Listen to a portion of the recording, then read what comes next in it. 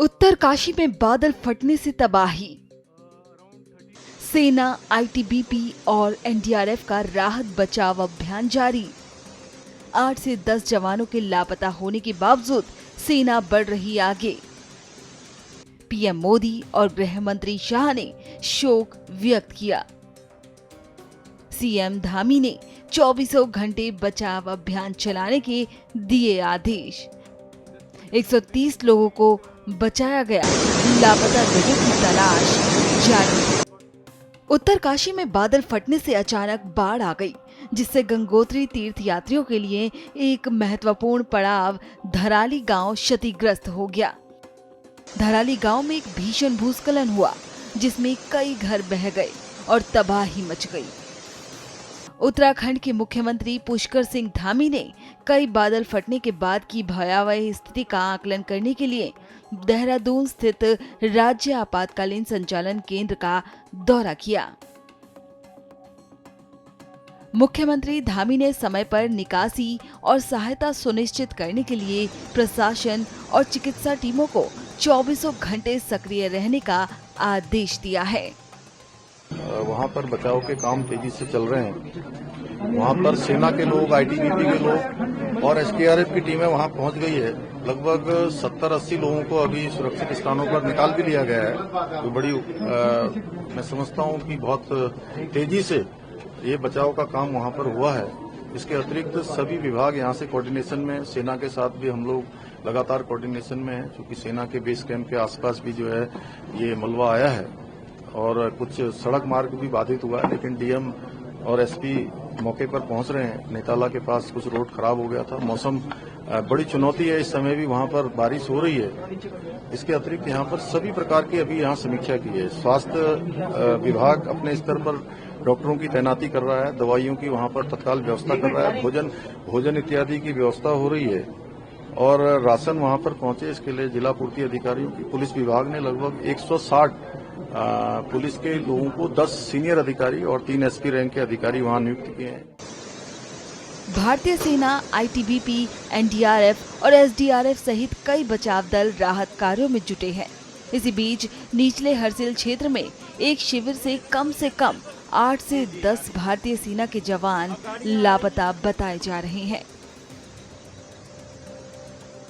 ये जो घटना हुई है तकरीबन 2 बजे हर्षिल गांव में, इसके बाद तुरंत जब सूचना मिली तो एनडीआरएफ की 3 टीमों को मनेरा, बटकोट और बरकोट और देहरादून से रवाना किया गया है और वो रास्ते में हैं, जल्दी पहुंचने वाली हैं। और अब कितने मेंबर्स हैं पूरी टीम में जो वहां पे रेस्क्यू ऑपरेशन करेंगे, क्योंकि एचएम ने भी ट्वीट कर दिया है कि एनडीआरएफ को बोला जा चुका है पहुंचने के लिए। जी बिल्कुल, हमारी जो एक टीम है उसमें 35 मेंबर्स होते हैं और पूरी तरह से वो सभी सामान के सामग्री के साथ लैस हैं और ये जो ऑपरेशन होगा बेसिकली ये जब क्लाउड बर्स्ट हुआ है उसके बाद जो फ्लैश फ्लड हुआ है उसमें मलबे में दबे होने के लोगों की संभावना होगी, तो उस नजरिए से टीमों की तैनाती की गई है और सारी सामग्री के साथ वे रवाना किए गए हैं। क्या उम्मीद लग रही, कितने लोग हो सकते हैं, क्योंकि बहुत सारे रिहायशी इलाके थे उसमें जो इसमें फ्लैश फ्लड में आफ्टर क्लाउड बर्स्ट के बाद इंसिडेंट हुआ था? देखिए, इसकी सूचना अभी हमें एसडीएमए के हवाले से स्थानीय प्रशासन से अभी मिली नहीं है। पूरी सूचना अभी जानकारी मुहैया नहीं हुई है। जो इनिशियल रिपोर्ट्स है उसके मुताबिक तकरीबन 40 से 50 घर जो है वो बाधित हुए हैं, बह गए हैं उसमें और 50 से ज्यादा लोगों ये मिसिंग बताए जा रहे हैं, कुछ डेड बताए जा रहे हैं। तो अभी पूरा जो ये अभी आकलन किया जा रहा है और अभी इंफॉर्मेशन अवेटेड है। वायनाड में भी इस तरह का इंसिडेंट हुआ, क्लाउड बर्स्ट का इंसिडेंट हुआ, तो बहुत बड़ा दुर्घटना था। आपको लग रहा है कि उस तरह का मैच, क्योंकि बहुत देख के जिस तरह से वीडियोज आ रहे हैं काफी दुखदायी है। जी बिल्कुल, अगर आप देखें तो वायनाड है या चमोली का जो इंसिडेंट हुआ था 2021 में, एकदम एक तरह से एक रिप्ले लिख रहा है ये इंसिडेंट। तो ये बड़े स्तर पर ये एक राहत बचाव का कार्य अभी यहाँ पर होना है। कई घर, होटल और दुकानें तबाह हो गई।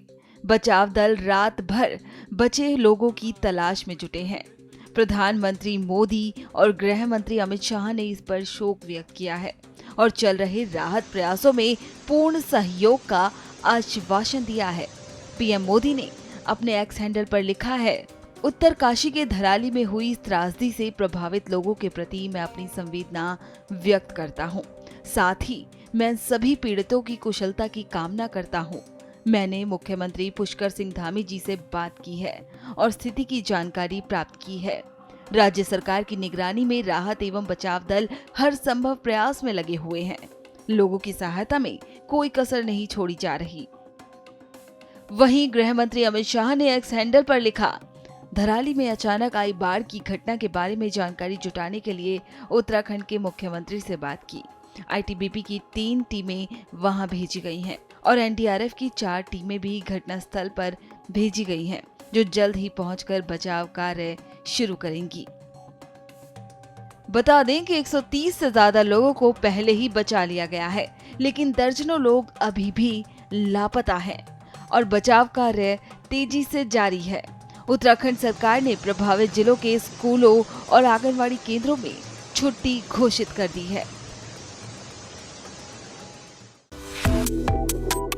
Subscribe to One India and never miss an update.